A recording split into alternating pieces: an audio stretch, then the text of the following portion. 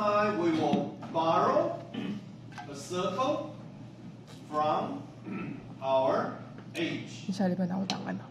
Okay, I hope the H have the perfect size around this little circle.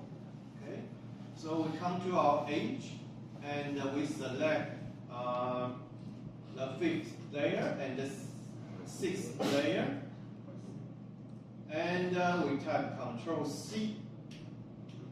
Okay, and go back to our text and type Control V. Okay, and it's the same thing. Is oh no, we have to put our white circle on the top. Otherwise, it will be blocked by this brake solid. So we push the little white circle to the top. Okay, right, like this. Well, for the H, I mean this little circle around the center, it should not be moving. Okay, it cannot move because it's fixed. So we have to turn off the auto key. We select our brake solid, type U. Okay, and we turn off the auto key.